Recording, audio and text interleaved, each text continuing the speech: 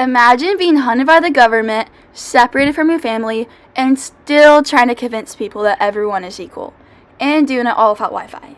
That's basically Cho Si-hwang's life in the movie Fly High, Run Far.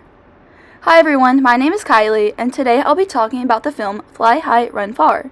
It is a 1991 historical drama directed by Im Kwon-taek.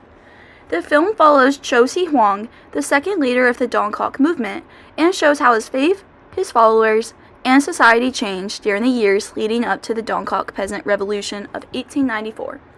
I'll cover the director, cast, and release information, then the story, the historical context, and finally what I personally learned about the Korean history and social movements from this film.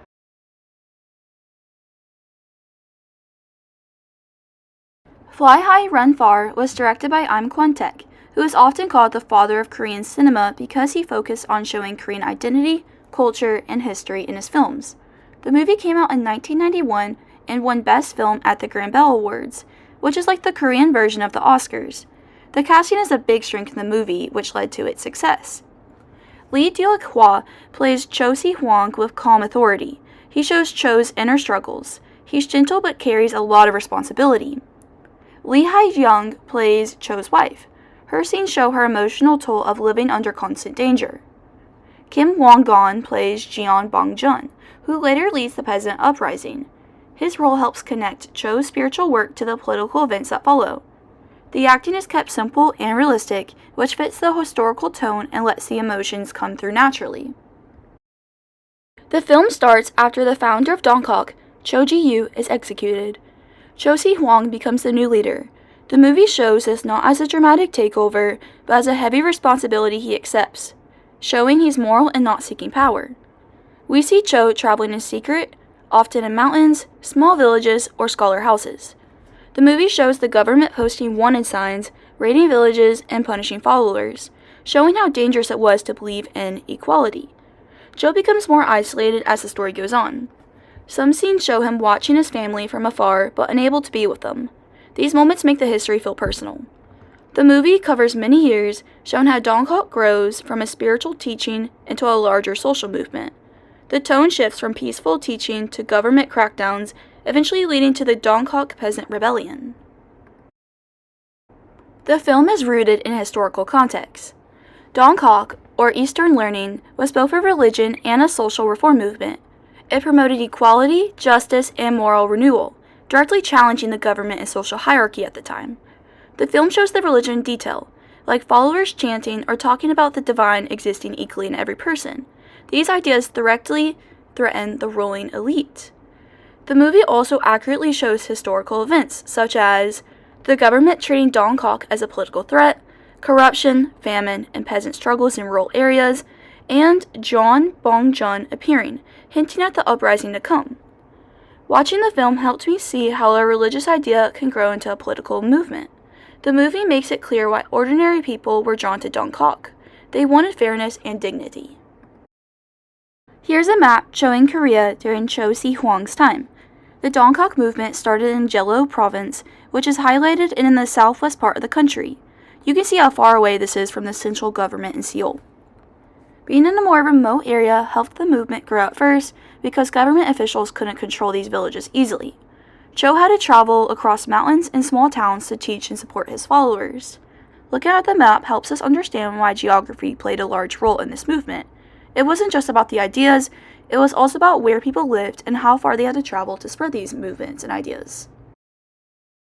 This image shows the Dongkok Revolution of 1894. The movie doesn't show large battles, but it shows the build-up, fear spreading in villages, anger at corrupt officials, and the sense that something big is coming. By the time Jeon Bong-jun gets involved, we understand why peasants were ready to fight.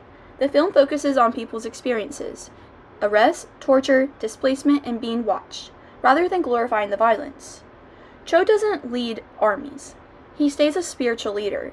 The movie shows this well, highlighting his role as a moral symbol rather than a military one.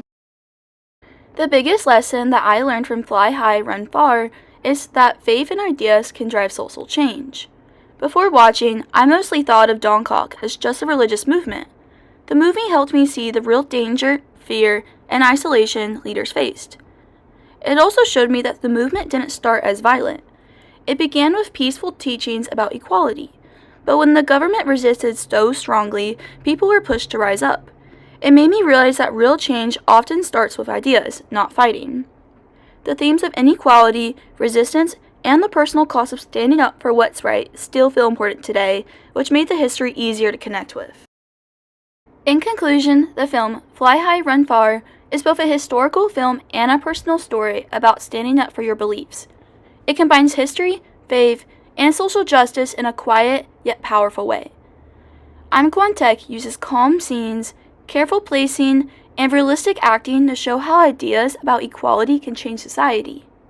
The film helped me understand how Korean religious history and political history are connected, and how one movement like Dongkok could influence not just the 1894 rebellion, but later changes in Korea. Now we will have some multiple choice questions. You will have 10 seconds for each question, starting now.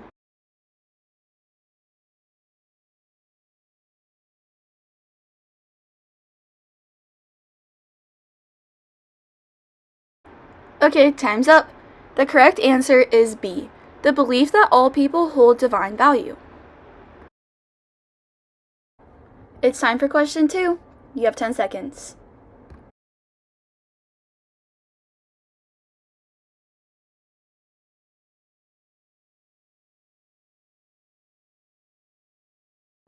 Time's up. The correct answer is C. The government targets him for leading a growing reform movement. Finally, you have 10 seconds for question 3, starting now.